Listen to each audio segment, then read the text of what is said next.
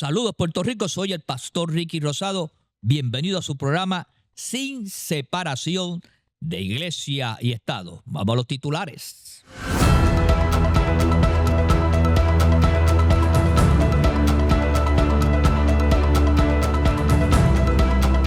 Bueno, vamos a estar analizando lo que está ocurriendo en Estados Unidos con relación a la muerte de Charlie Kirk. Se han desatado una serie de situaciones que debemos analizarla a la luz de este programa. También vamos a hablar sobre si debe ser la evaluación de un solo perito del tribunal lo que un juez considere para declarar no procesable provisionalmente a un acusado. Esto tiene que ver con las últimas decisiones que han ocurrido en el tribunal con el caso de la joven de Ay Bonito. Y también vamos a hablar sobre qué responsabilidad vicaria tiene un patrono cuando un paciente de cannabis no está en condiciones de ejercer su labor para lo que fue contratado. Vamos a discutir ese tema y otras cositas más que están ocurriendo a nivel de tribunales que nos han llegado ahí casi al minuto. Esos temas y mucho más aquí en su programa Sin Separación de Iglesia y Estado. Bueno, saludos Puerto Rico una vez más. Bendiciones, gracias por estar con nosotros. Vamos a discutir estos temas. También tendremos más adelante una entrevista con uno de los candidatos a que van a correr por la elección especial que hay en el municipio en el distrito representativo de Gurabo y Cagua. Una parte de Cagua y una parte de Gurabo. Saben que por causa de que la alcaldesa Rosachelli ha ocupado la Secretaría de Estado ya confirmada, pues entonces quedó vacante la alcaldía y hubo una elección. Compitieron unos 3 o 4 y salió la que era representante. Pues ahora hay una vacante de representante. Mira todo lo que desencadenó esto, que ahora hay una vacante y hay como 4 personas corriendo, entre ellas una dama, una licenciada, que es la que vamos a entrevistar en la próxima sesión del programa. Pero excusamos al apóstol Walter, asuntos personales que está atendiendo, pero está el licenciado y sacerdote de allí de Venus Garden, eso está muy reconocido, el padre Carlos Pérez Toro, que nunca había escrito tantos documentos en su vida como los que lleva escribiendo en días. Bueno, ya lleva como 2 años escribiendo. Y qué bueno que no se acaba la tinta, porque, bueno, se acaba la tinta de la computadora. Saludos, padre. Saludos, pastor. Qué bueno de encontrarnos de nuevo en esta plaza pública que es WKQ 580, donde nosotros los creyentes podemos discutir los temas que nos inquietan como humanidad o nos inquietan como país para poder aportar con nuestras ideas, sensibilidades, caminos que abrimos al bienestar del país. Así que qué bueno de estar aquí, pastor. Gracias. Nada, vamos a entrar de lleno en materia. La semana pasada que tú no pudiste estar, discutimos. Y Alberto estuvo con nosotros como joven que seguía a Charlie Kirk en sus redes sociales. Yo no lo conocía, pero lo que he conocido ahora, porque ahora sí que la voz se multiplicó. Ahora querían silenciar la voz y con tanta tecnología que existe, están tirando constantemente reels, tirando sus presentaciones o haciendo con inteligencia artificial. Hubo uno que hicieron que para pelo, yo no sé si tú lo viste, era él hablando y después salía el apóstol Pablo. ¿Viste ese? Sí, salía el apóstol Pablo, salía Esteban, Andrés, Esteban, Esteban y apóstol Pedro. Y el apóstol Pedro.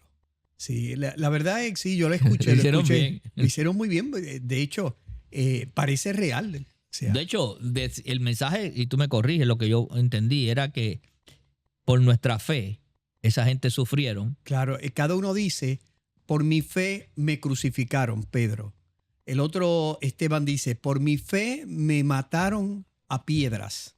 El apóstol Pablo dice, por mi fe me decapitaron, etcétera. Y entonces al final todos se unen y dicen, por la fe tenemos que seguir dando la batalla, etcétera.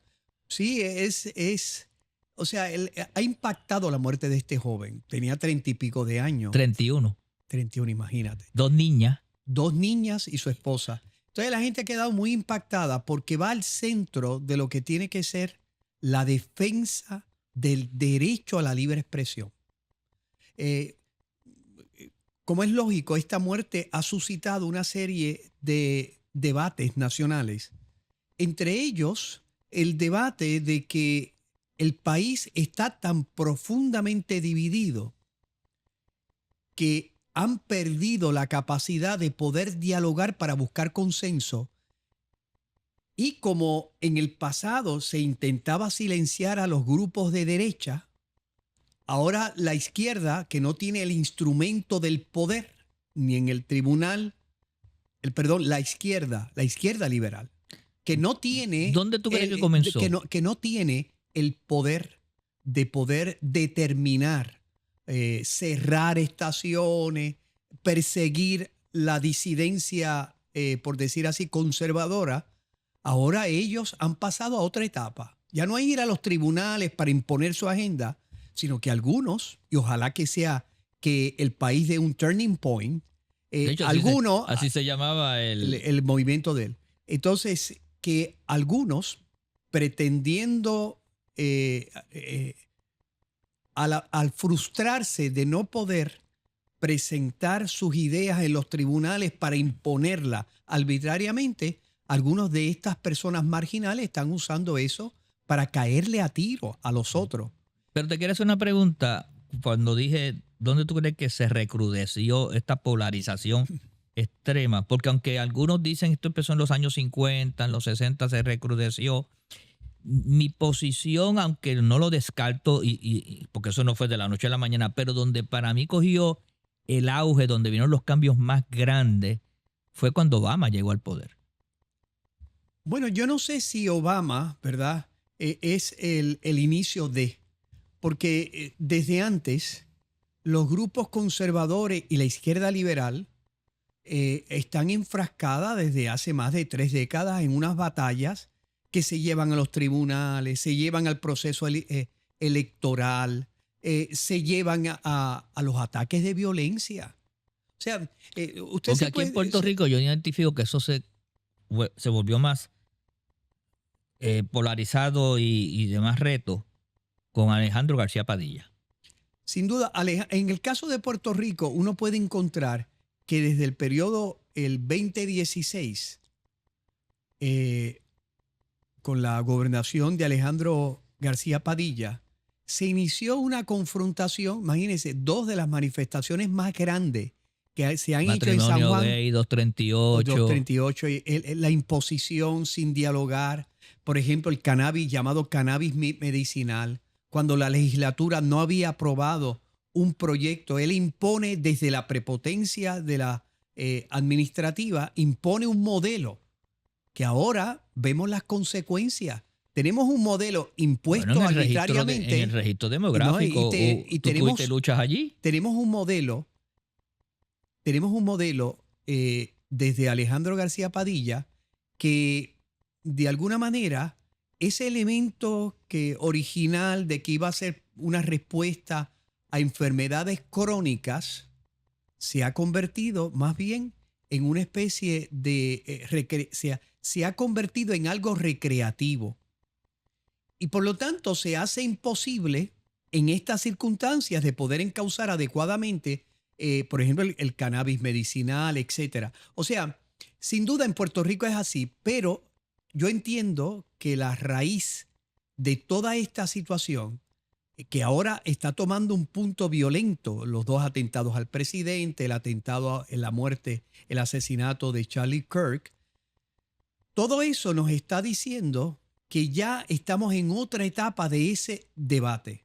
Ya no es acceder al poder para imponer mi agenda, sino es atentar contra aquellos conservadores que piensan distintos sobre temas opinables. Y eso debe llevar una reflexión que el día que mataron a Charlie Kirk, ese día la CNN estaba todos vestidos de negro, compungidos, los demócratas, es que esto no debe ser, los republicanos, ¿cómo es posible? Ya terminó.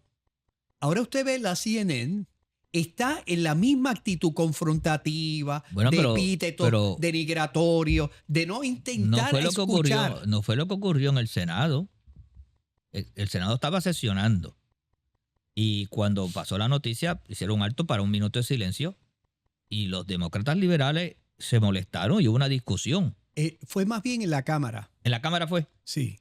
Hubo una discusión. Sí, una discusión porque, claro, los republicanos acusaban a los otros y aquellos a estos de acá, y como hay loquitos en los dos partidos, pues estaban allí el pobre presidente, que es una figura realmente de mucho valor. Conciliadora. Sí, no es una persona confrontativa, bregó con el asunto hasta que pudo encauzarlo a través del silencio o oración. Nada, yo creo que sobre todo el punto que a mí me ha llamado la atención es que la secuela de la muerte de Charlie Kirk es que nos ha sorprendido la actitud de un sector cultural del país, la izquierda liberal en los Estados Unidos. Han tenido unas manifestaciones llenas de crueldad e insensibilidad. Y aquí también. Aquí, sobre todo la señora Ada Torres Toro, que yo creo que es vergonzoso lo que ella dijo.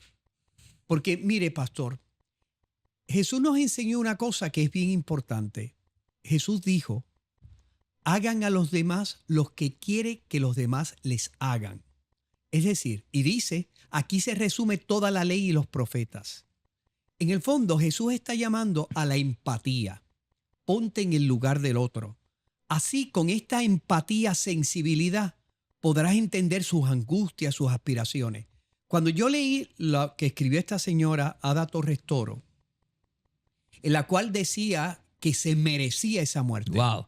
No, que era una muerte sublime. Sublime, yo no sé sí, utilizó varios palabras ahí, porque sí. ¿Qué tiene de sublime eso? Pues usted se puede imaginar, si ella, yo estaba escuchando el discurso que dio la esposa a días de la muerte de su esposo. La viuda. La viuda. Usted se puede imaginar que ella comentaba en el mensaje que lo más angustioso para ella fue regresar a Arizona e ir a la casa para encontrar las dos nenas. Ella dice que cuando ella llegó a la casa, la nena mayor, que debe tener 3 o 4 años, salió corriendo donde ella la abrazó y le dijo, te estaba extrañando. Y después le dijo, ¿dónde está papi? Where is daddy? Entonces ella dijo que le fue bien difícil, porque ¿cómo tú le explicas a una nena de 3 años o 4 que papá no va a volver más? Y como tú eres creyente, tienes que explicarle que él vive en Dios en el cielo. Entonces ella lo único que se le ocurrió decir es que Jesús llamó a papi a una misión y por lo tanto no va a venir, no va a estar con nosotros. Si esa señora Ada Torres Toro hubiera sido empática con esas niñas, porque no es desde Charlie, es 2 niñas que son las criaturas más vulnerables, que van a sufrir una tragedia durante toda su vida. Si ella se hubiera identificado, como nos dijo Jesús, ponte en el lugar del otro, sus palabras hubieran sido distintas. No, el silencio hubiera sido lo mejor. En el caso de ella, tal vez el silencio es lo mejor. Lo mismo esta periodista Cotto, Sandra Cotto, ponte en el lugar de los vulnerables. Si quieres superar. Pero esa en la declaración dijo como católica. Ella dijo que como católica no se alegraba de la muerte de nadie. Eso lo dijo. Pero después. Pero el Frosty que le puso al lado del bizcocho, pero tapó la harina. Sus palabras fuera de esa denotan la misma insensibilidad irresponsable. No te ha oído predicar ese mensaje. Sí, no, y sobre todo, pastor, que nos encontramos en una sociedad donde hemos perdido el sentido empático. No sabemos, sin duda, Jesús nos dice que tenemos que dar un paso más. Jesús dice, ámense los unos a los otros como yo les he amado. El primer paso, sé empático, pero el segundo es más exigente.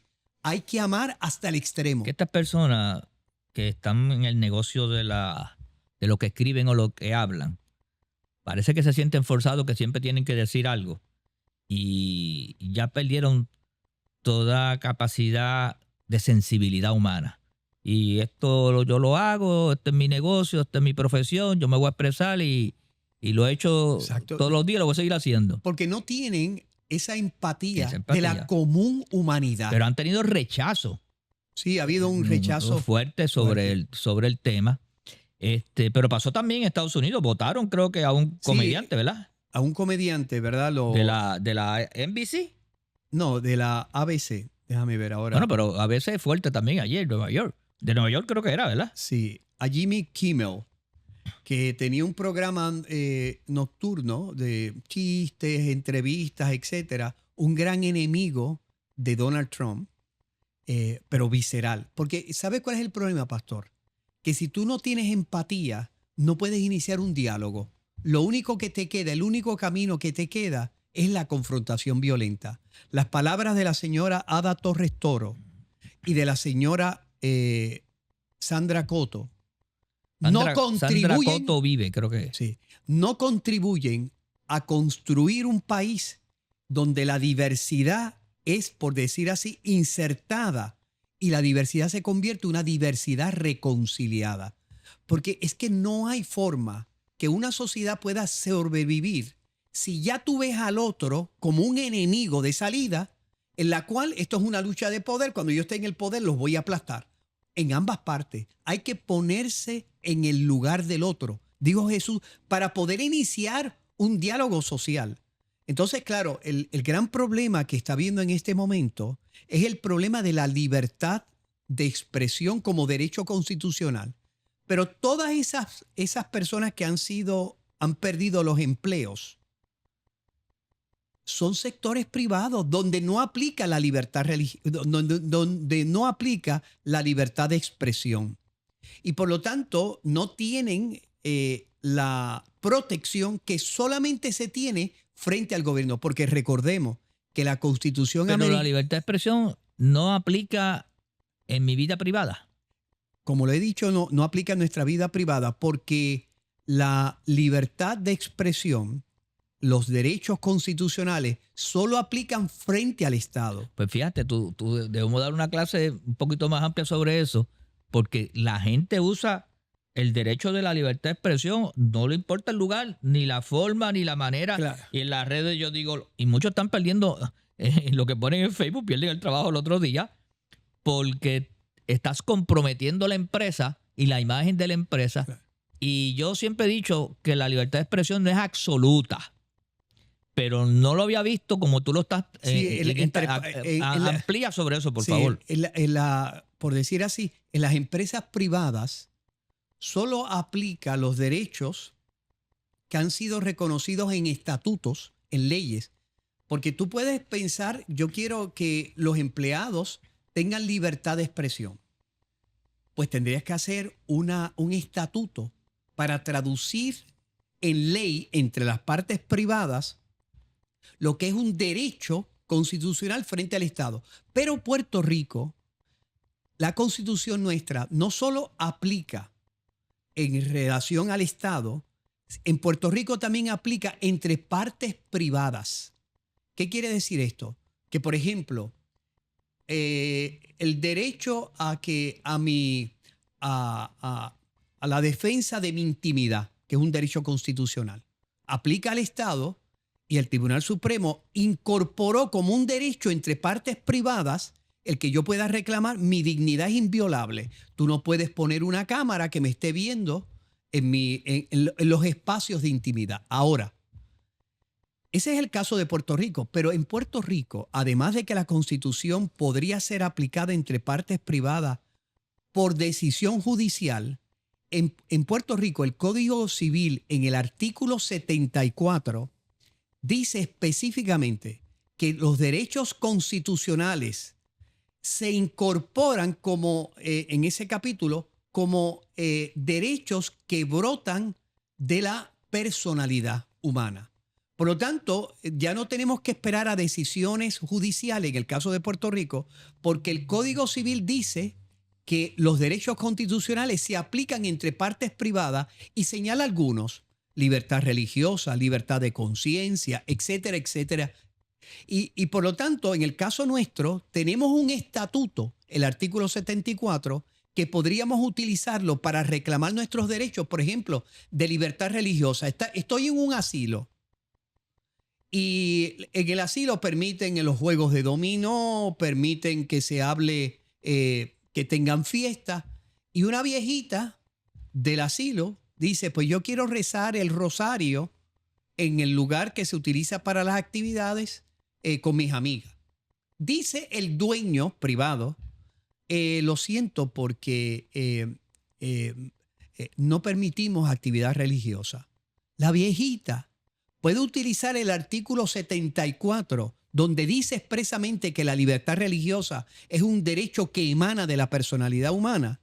Podría demandar a aquella persona y exigir, no con la Constitución, sino exigir con el estatuto, que dice: mire, entre partes privadas como aplica estas la leyes Constitución. que estamos hablando son bastante de nueva creación, no han tenido todavía yo no he un escuchado, ensayo en tribunales. No, es que yo todavía no he escuchado un solo compañero abogado, fuera de los que estamos en estas batallas, que utilice el artículo 74 para reclamar derechos frente al patrono, que son los mismos derechos que aparecen en la Constitución en el artículo 2. Acuérdate que ese código también es del 2020, ¿verdad? 5 años ya tiene. Pues, pero tú sabes que viven todavía con el código viejo. Sí, por eso lo que está pasando. pasando. En la mente, digo, porque sí, hay que usar el nuevo. Sí, pero quiero subrayar, ¿verdad? Por último, que esta situación que ha suscitado la muerte de Charlie Kirk, su secuela ha sido que las empresas privadas están exigiendo unos parámetros de decencia y por lo tanto están votando a empleados que no pueden reflejar el ideario de una empresa privada que dice: qué bueno que lo mataron. Ojalá que lo hubieran matado antes. Me alegro que murió. Bueno, yo espero que Hago fiesta porque murió. esto sirva para que también la gente, en la forma de expresarse en las redes, porque aunque a lo mejor todavía no hay leyes que sean más fuertes para esas expresiones insensatas e inmoral, la gente está levantando una voz, la gente está haciendo un reclamo y la gente está cansada de esos estilos. Y como la empresa privada y otros, que la iglesia debe entrar en eso también, y los partidos políticos no deben ser indiferentes, porque ahora esa palabra parece que está de moda. No, hay que corregir las cosas. Y yo creo que estamos en un turning point, en un tiempo de cambio, volver a esos principios y valores, porque la cosa iba en un desbarajuste, padre. Es que yo escuchaba a un analista americano, decía: yo no sé si este es el final de una época o el inicio de una época más oscura. ¿Por qué? Porque lo que nosotros hemos visto, esos ataques a líderes públicos de tendencia, en este caso conservadora, porque hay que decirlo, se asemeja mucho a la década de los 60 del siglo XX, donde mataron al presidente Kennedy, a su hermano Robert Kennedy, a Martin Luther King, a Malcolm X. Por lo tanto, el miedo que tenemos es que el país, que está tan polarizado, es decir, cuando una persona como Ada Torres Toro dice: me alegro, ojalá que lo hubieran matado mañana. Cuando una persona habla así, se nota la polarización de los distintos. Sí, de los distintos. Extrema ya. Sí, de los distintos grupos que no son capaces, ya ni saben escucharse, perdieron el sentido de empatía. Y el problema es que eso puede pasar de ser una confrontación violenta en palabra a lo que estamos viendo, una confrontación de muerte, de nuevo. Ojalá que Ada Torres Toro y Sandra Coto y todos nosotros, incluidos los que estamos en este programa, comencemos a ponernos en el lugar de los demás, porque esa empatía nos hará entender que hay que escuchar, buscar consenso, abrir camino. Ojalá que eso sea así. Bueno, interesante esta discusión que estamos teniendo. Me parece a mí que el mensaje debe calar hondo, la sociedad debe madurar, debemos ser una sociedad sensata. Todo esto que ha ocurrido en Estados Unidos, como bien ha señalado el padre y ha hecho el análisis legal, me parece que la voz de este joven conservador, defensor de principios y valores y de la familia, se está multiplicando con la tecnología, con las redes, con la misión que va a continuar la viuda y otros más que se van a unir.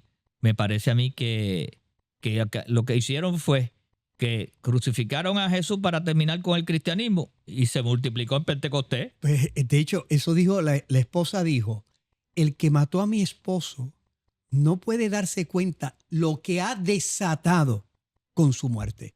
De hecho, se esperan casi 60,000 personas en su funeral, a la que va a asistir el presidente, el vicepresidente.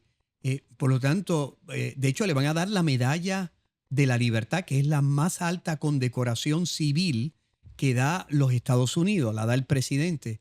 Es decir, este impacto, a mí mismo, yo no era que lo seguía mucho en las redes, conocía de él, pero después de esta muerte, Dios mío, 2 niñas que no van a tener más a papá. Yo no puedo entender, y perdone que en estos 30 segundos que nos queda, yo no puedo entender, de verdad, Ada Torres Toro y Sandra Coto no veían la cosa, no desde el que era polemista, sino desde 2 niñas. ¿Qué nos pasa como país y humanidad? Bueno, tú sabes que lo de Ada Torres Toro pica y se extiende porque ha venido haciéndolo varias veces. ¿Te acuerdas cuando César Vázquez? Sí, tuvo que dejar el programa, ¿verdad? Ya tú sabes. Okay. Bueno, vamos a la pausa aquí en Sin Separación de Iglesia y Estado. Venimos con una entrevista y con otros temas que tenemos ya aquí que discutir. Regresamos en breve.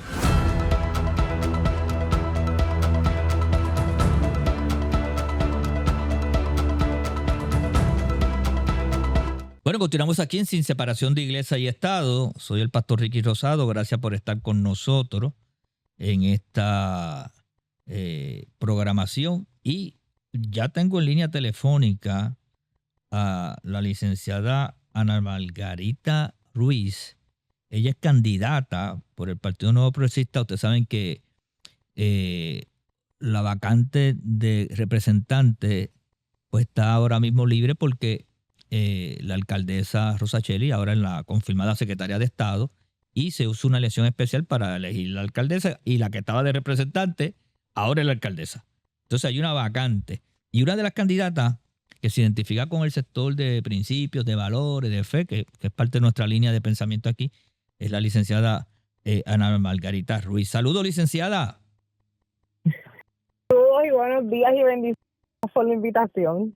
Qué bueno que puede estar con nosotros. Sé que a veces hay situaciones un poco con la señal, pero nada, lo vamos a trabajar aquí. Me acompaña el sacerdote Carlos Pérez Toro y me parece a mí que... Saludos a Padre Carlos. Gracias, Dios te me bendiga. Qué alegría escucharte. Amén. Bueno, ¿qué te inspiró, te motivó, te movió a entrar en el ruedo político y a representar al pueblo, una parte de Cagua y de Gurabo? Esa pregunta me la han hecho, yo llevo 10 años como abogada privada, pero lo público es algo que yo llevo en mi ADN. Mi mamá por casi 40 años en el Departamento de Educación y yo siempre he pensado que da la oportunidad de servir a su pueblo, su gente, a mi pues ¿por qué no aprovecharlo? Ese fan de poder servir fue el norte para que yo tome. O sea que tu familia y tú se han vinculado al servicio público y los abogados pues juran defender, ¿verdad? Y estar vinculados en lo público también porque muchos de los abogados trabajan en cuestiones del ámbito público. Te pregunto, ¿qué temas tú de llegar a ser, ¿verdad? Favorecida por el pueblo de Gurabo y de Cagua, porque es un área de Cagua, pero todo el pueblo de Gurabo. Es un área de Gurabo, todo el pueblo, excepto nuevo. Ok, o sea que hay un sector que no queda. Pero cuando uno llega allí le sirve a todo el mundo. Exactamente. De tú ser considerada y favorecida por, ¿verdad? Estos votantes. Que la elección, ¿cuándo es la elección? La elección es el 28 de diciembre, es el último domingo de... Estamos apenas A 2 semanas casi. una semanita. Sí, hay que darle duro. Porque esta elección En esas estamos. dieron más que un mes. O sea que no dieron mucho tiempo. ¿Qué temas tú presentas? ¿Cuál es tu carta de presentación para que la gente que va a ese día a ejercer su voto diga, mira, yo me siento representada con la licenciada porque va a atender estos temas?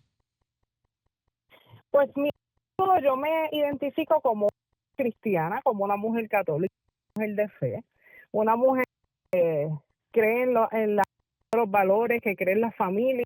Y parte del plan de trabajo que yo a veces electa como representante de 31, primero que todo, trabajar con la población envejecida. Cada vez más es una población envejecida que necesita muchos servicios, más de tal vez legislativos. Otra de las cosas que yo trabajar, que en parte con la población, es la fuga de profesionales. En Puerto Rico estamos enfrentando problemas. Yo creo que ya es una crisis de profesionales aquí. Una cita médica, el solicitar un profesional es un calvario. Hay que esperar meses, años. Eso es algo que hay que... Porque ahora mismo, si tenemos que hacer cita médica un año, simplemente no es que no van a haber citas, es que no hay profesionales. Eso es Entonces, así. ¿qué vamos a hacer? Que hay que trabajarlo, hay que incentivar. Ese profesional que se gradúa aquí en Puerto Rico sienta la seguridad económica de invertir aquí y no irse. Yo estoy totalmente comprometida con trabajar esa área y con gestionar los incentivos que sean necesarios para los que se gradúan digan, no, yo no me voy, me quedo aquí y yo trabajo para mi país. Otra de las cosas que para mí es empoderar las comunidades. No es noticia el hecho de que muchos enfrentan crisis económica y demás. Para mí es bien importante que las comunidades puedan organizarse como corporaciones sin fines de lucro y puedan tener acceso a través de propuestas y servicios también. Eso, a mi entender, es importante porque podrían ser primera línea que son resolver pues problemas quitándole una carga a los municipios. Fíjate, licenciada, ese punto que dice es importante. El sacerdote y yo somos pastores y trabajamos con sectores, con comunidades. Y créeme que cuando se empodera a las comunidades o se le dan los recursos o el gobierno se alinea, podemos dar muchos servicios porque la gente no tiene resistencia en ir a hablar con el sacerdote, con el pastor, con el diácono, con la gente de iglesia. Y en ese sentido, me parece que si tú vas con ese conocimiento y con esa filosofía de pensamiento, pues mira, vamos a hacer un gobierno más ágil, porque todos trabajaríamos por la misma causa. Así mismo, y eso es parte traigo como mi experiencia, no solamente como abogado. Yo soy abogada y principalmente los casos que yo tengo en la oficina son casos de familia, casos de pacientes, casos de niños, casos de gente, y sobre todo, otra experiencia que yo tuve, trabajé con la diócesis de Fajardo y Humacao. Entonces, todo lo que es organizaciones sin fines de lucro, estas organizaciones sin fines de lucro creo que existen lo que es darle comida, a crear espacios para personas que no tienen hogar, pues eso ya existe muchas veces dentro de las comunidades. Pues vamos a reforzar, vamos a ayudarlas para que se organicen, a hacer de una forma más completa también acceso a fondos, porque entonces es un peso también a los municipios. Obviamente la principal es del Estado, pero el Estado no da abasto y son estas comunidades las que dan la ayuda a mano para que entonces esos servicios se puedan llevar rápido a la persona que lo necesita. Y otra de las cosas a trabajar, que para mí es sumamente importante, dije al principio, yo me considero una mujer de mucha fe, yo a Dios como el centro y norte de mi vida. Amén. Las bases de fe. Para mí, las organizaciones de base de fe es el pilar que mantiene el orden social en Puerto Rico. Prometida como representante a proveer los recursos necesarios para que puedan ser esa mano amiga del Estado y seguir esos servicios. O sea, para mí es fundamental. Yo soy de Gurabo. En Gurabo se ha pasado ya lo que son los 40 días de Duración. Yo Sí. pienso que este tipo, sí. Ahora mismo se está llevando a cabo, hemos participado de varios, y yo pienso que es algo que se tiene que seguir promoviendo, fortaleciendo la vida espiritual en nuestra comunidad. Uno prende las noticias, uno prende la radio, y es un bombardeo de malas noticias, de situaciones de criminalidad, de situaciones de asesinatos en la isla. Fortalecer la fe, hay que fortalecer la espiritualidad, hay que trabajar con los niños, hay que trabajar con los adolescentes, hay que trabajar con esta población que muchas veces está sola en esta etapa de su vida. Y yo como representante tengo un compromiso con de población, no solamente por mis valores, por lo que me inculcaron mis padres, básicamente en la católica. De hecho, Padre Carlos y yo tenemos en común dos que queremos mucho, que es la señora Algiría, saludos, sí, y nuestro nuevo sacerdote en Gurabo, que es Padre José Colón. Exacto. Sí, lo tenemos en Gurabo, yo lo conozco desde que estaba en la diócesis de Humacao Fajardo. De Humacao y Fajardo. Y una pregunta, licenciada. Ajá. Además de ser una representante de distrito, usted también va a cumplir una función a nivel de país. Y evidentemente los problemas regionales del distrito pues pueden coincidir y a veces no con los problemas que tenemos como país.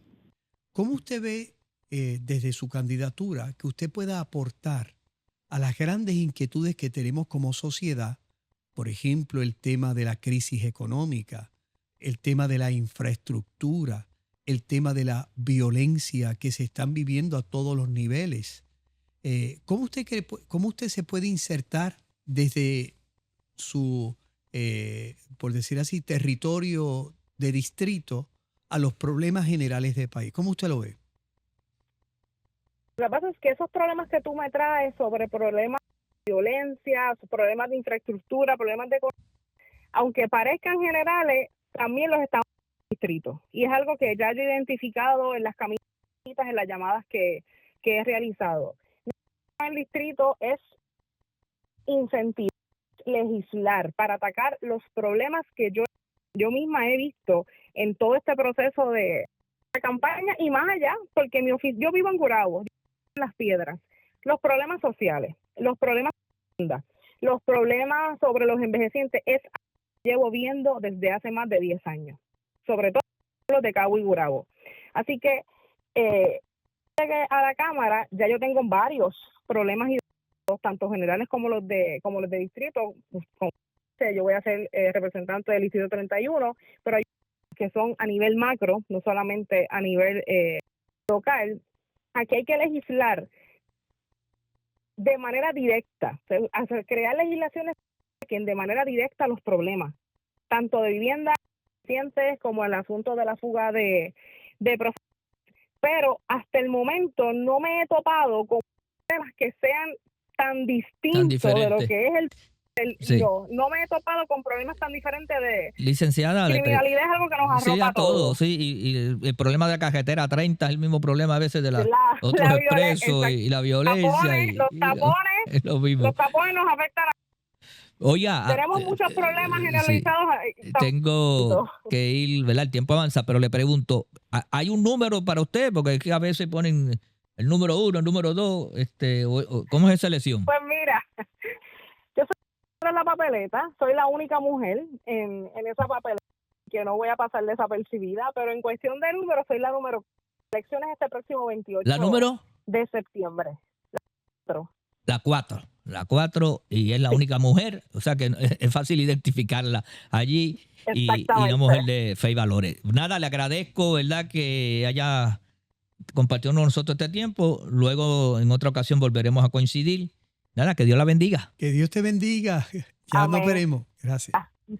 Gracias por la invitación. Bueno, era la licenciada Margarita Ruiz, que nada, Ana Margarita Ruiz, que va a estar corriendo por ese distrito, que ya la elección es próximamente. Bueno, padre, te tengo una pregunta legal importante para mí. Debe ser la evaluación de un solo perito la que un juez considere para declarar no procesable provisionalmente a un acusado, y se da en el contexto de lo que ocurre esta semana con la joven que está acusada de asesinato en primer grado junto a su madre, allí en una revuelta en Aybonito. Y un perito analizó su caso, le dio el informe al juez y la juez determinó que no era procesable por el momento. Eso no significa que no vaya a ser acusada, eso no significa que no vaya el proceso a continuar, pero se deberá revisar esta ley 240, 241, que creo que son las reglas de procedimiento criminal que atiende eso, esos artículos. De modo general, pastor, uno de los elementos importantes en el proceso penal es que la persona que es acusada pueda colaborar con sus abogados, pueda tomar decisiones, y precisamente esa ayuda de la persona es bien importante porque estos procesos tienden cierta complejidad, hay que probar hechos, hay que, por decir así, discernir desde el derecho sobre hechos que se están planteando. Y entre las cosas que nuestro sistema penal tiene es que si la persona es inimputable en razón de insanidad mental o, por lo tanto, en los hechos no tenía la capacidad de tomar las decisiones y, por lo tanto, no es responsable de la muerte de la persona. Pero ese es un aspecto de la inimputabilidad. Es una defensa que se hace en el proceso penal. Pero en el caso de esta muchacha, el tribunal, a petición de los abogados, se planteó si la muchacha tenía la capacidad de entender y ayudar en el proceso, porque las abogadas tienen que hablar con ella tiene que tomar decisiones, etc. Y por lo tanto, la juez lo que hizo, usted lo ha dicho muy bien, no es definitivo, es un periodo de tiempo. Fue ingresada en una institución de salud mental a ver si puede superar esta situación. Pero la pregunta que yo hago en el origen es si un solo perito. Sí, un solo perito, eso es lo que plantea la ley. Sí, el planteamiento que si más de un perito podría ser más segura para que a nivel federal se usan dos peritos independientes, o sea, ninguno se ve.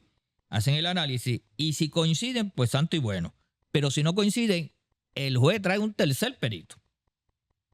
Sí, el procedimiento penal a nivel federal es diverso al nuestro. El informe que dio el perito lo utilizó la jueza para tomar la determinación porque es el psicólogo del Estado. Por lo tanto, tiene una responsabilidad con respecto al Estado por aquello que decide. Lo que pasa es, pastor, independientemente de esa cuestión técnica, aquí en la opinión pública, a raíz de que se detuvo el caso con respecto a ella, no la mamá, es que la gente ha perdido confianza en el sistema penal que nos pueda proteger ante agresiones, atentados y muerte, o que nos pueda no solo proteger, pastor, sino que también sea el modo adecuado para uno tener... hay que darle la herramienta al juez porque el juez no tiene... Sí, pero el juez no es perito. No, mi punto no es sobre lo de perito o no. Mi punto es que a raíz de esta decisión, ha quedado lacerada para la opinión pública de que nadie nos protege. Y pero algunos, no entiendo esa parte. Ahí me pierdo. Dame más luz. ¿Cómo que nadie nos protege? Ese es el sistema de justicia que tenemos. Sí, pero cuando tú ves que un criminal lo sentencian a 10 años después de haber matado a una persona por las razones que sea en derecho. Pero ya es otro caso. No, ese es otro caso. Pero en este caso, que un perito de martes a miércoles emitiera una opinión sobre el estado mental de esta persona en casi menos de 24 horas y que la jueza haya tomado la decisión, pues lacera la confianza del pueblo en su sistema judicial. Por eso pienso que debemos darle a lo mejor menos discreción al juez y decirle no con uno. Pero es que aunque sea uno, sea dos, sea tres, el sistema penal nuestro, que es mi punto no es la cuestión técnica, porque la cuestión técnica pero puede ser podía uno. Hacer tú, ahora ponte la posición del juez, ¿qué podía hacer si el perito me da? O sea, de nuevo, pastor, yo no estoy en la corte. Pues entonces, no, lo que yo estoy planteando es la falta de confianza, porque la gente ve, no me protege y lo único que me queda es yo defenderme con los medios que yo tenga. En vez de darle un puño, pues le meto un tiro. Bueno, tienes el caso parecido que está ahora mismo concurrente con este, que es la situación de Yauco, creo que es, donde el biólogo, en una molestia que perdió los estribos, va a reclamarle al enfermero, que es su vecino, por una controversia que tienen con un coquí. Es al revés. Sí, o sea, el que mata es el enfermero. El enfermero. Pero el biólogo va a reclamarle. Ese es el problema que hay, que el suceso del hombre va a reclamarle y va armado y hace los dos primeros detonaciones. Cuando hace esas dos primeras detonaciones que la esposa de el enfermero, ¿usted quiere decir? No, el biólogo. El biólogo hace las dos primeras detonaciones, el enfermero le contesta con 20 y pico. Y lo que está alegando la defensa del enfermero es que él se defendió, que era en defensa propia. Oye, pero es que debe ser proporcional, como yo voy a defenderme con 20, con una escopeta. Lo que pasa es... Ese caso es bien difícil, va a ser un caso Nobel en Puerto Rico. Yo no he escuchado hasta ahora de que la víctima le utilizó una pistola contra la otra. Sí, ese es el caso. Pues yo no lo he escuchado. Pero independientemente de eso, eso parte de otra situación donde la gente entiende los tribunales no nos protegen y termina en una confrontación armada. El vecino tenía a tofuete unos coquí hacia la casa de ellos. No eran los coquí de Bad Bunny, ¿no? ¿Verdad? No. Y entonces, claro, ¿cuál es el gran problema? El gran problema es que si la gente pierde fe en que nuestras autoridades públicas nos van a proteger frente a agresiones injustas, vamos a tener una sociedad conflictiva de confrontación armada. Porque si yo no veo que nadie me defiende, sino que al contrario, yo me puedo ver envuelto en problemas o en pérdidas de tiempo. ¿Cuántas víctimas yo he escuchado que he tratado en el centro, en Bayamón, en el centro Vives, donde siempre las víctimas de violencia doméstica dicen, mire, licenciado, yo no vuelvo a un tribunal.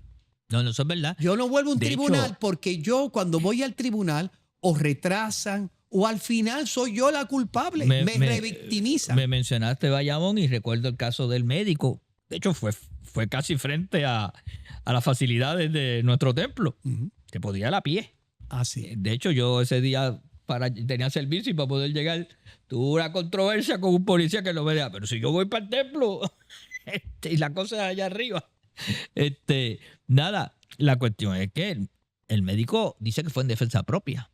Sí, porque no la gente se siente amenazado. Supuestamente la alega, me sentí amenazado porque el individuo me da un corte pastelillo. Sí, los hechos. Y él sale del carro eufórico y qué sé yo qué. O sea, la cosa se está complicando. Pero son buenos esos tres casos porque nos van a dar, yo creo que luz de cosas que haya que corregir a nivel legislativo. Claro, porque hay que ver que los tribunales presenten un rostro de objetividad, seriedad e imparcialidad. Es que es muy difícil ¿no? que tú, o sea, cuando la gente escucha, o sea, esta muchacha que asesinó a otra joven y ahora es inimputable. Con calma. Todavía no sabemos si la asesinó ella. Bueno, no, pero Eso, en este momento eso no tiene ningún... ¿Cómo que no? O sea, la prueba no ha desfilado todavía. Sí. Bueno, hay una acusación formal en la que dice que ella asesinó. Pero es que precisamente el sistema ha quedado lacerado porque un experto ha dicho que es inimputable, no tiene la capacidad de ayudar a sus abogados, vamos a retrasarlo. Claro, esto no es definitivo. Yo creo que nosotros como sacerdotes y pastores, ante ese panorama cultural que la gente está frustrada de nuestro sistema judicial, como están frustrados de la luz y están frustrados de tantas cosas, hay que decir a la gente, hay que dejar que el proceso continúe hasta el final. Pues seguro. La muchacha no se le ha puesto en la calle, se está intentando que ella pueda tener la capacidad a veces ese hospital psiquiátrico es peor que estar en la cárcel. Tener la capacidad de poder responder en los procesos. ¿Por qué? Mira, padre, antes de irnos. Déjeme terminar este punto. Sin duda, si el proceso, ¿verdad? Que hay que darle fe que el proceso continuará, y hay que intentar explicarle a la gente cómo son estos procesos para que vean que no son subterfugios que desprotegen la sociedad, sino que son mecanismos para garantizar que tenga un juicio justo e imparcial. Ojalá, que es lo que a mí más me preocupa, que nuestra cultura y nosotros que estamos en función de liderato religioso, ojalá que nuestra cultura no pierda fe en los procesos, sino que los utilice porque es el mecanismo civilizado de que nuestras diferencias puedan ser resueltas. Nada, yo tengo otros puntos sobre eso, pero brevemente, porque el tiempo ha avanzado. Ha habido una inquietud de ciertos sectores con los pacientes de la supuesta cannabis medicinal. Porque mucha gente ha tomado esto para usarlo, porque entonces eso no es por dosis ni nada. Y una recomendación. Es a ojo. A ojo. Entonces van estas personas que trabajan en sitios que son bien precisos lo que se debe hacer. Un operador de una maquinaria, uno que está manejando un vehículo, ese tipo de cosas. Y van bajo los efectos de lo que produce el cannabis. Mucho le produce sueño, otro le produce la lengua vaga, otro qué sé yo, ya no, los reflejos no son los mismos. ¿Y qué tiene que hacer el patrono? El patrono será responsable por los errores que cometa ese individuo bajo esos efectos. Sí, ahora en nuestro sistema de derecho hay una responsabilidad vicaria del patrono por los daños que puedan realizar sus vamos a traer a Jeffrey sus subalternos, próximo programa, que puedan hacer sus subalternos y que sea en el marco del ejercicio de su función dentro de la empresa. Pero podrá el dueño de la empresa o el jefe, el supervisor que está viendo la condición, separarlo de la función y enviarlo por el fondo. Podría, porque el cannabis en Puerto Rico está legalizado para usarse de manera medicinal. Eso es parte. Eso, si un medicamento te afectó, tú tienes derecho a ir al fondo si estás en el contexto laboral, como es obvio. Pero el problema del cannabis, de nuevo, es que hicimos mal las cosas. Entonces, los dos secretarios que han pasado fueron irresponsables. ¿Por qué? Porque primero no restringieron que el cannabis es cuando la medicina ordinaria no puede ayudar a la persona porque tiene una condición crónica. Y segundo, que no podía tener un aspecto recreativo. Entonces, no solo ampliaron a todo el mundo las franquicias para poder despachar cannabis, se están cerrando ahora, sino que todavía peor, la lista de enfermedades es tan larga. Como la moringa. ¿Te acuerdas de la moringa? Sí. Que la moringa resolvió todos los problemas. Se dieron cuenta que no. Exacto. Entonces, esa lista tan amplia, lamentablemente no fuimos capaces. Gracias. Lamentablemente no fuimos capaces de hacerlo bien. No, pero en una segunda parte de ese programa con el licenciado Jeffrey Pérez lo vamos a traer aquí para que nos ayude sobre eso. Muchas gracias. Dios bendiga a Puerto Rico.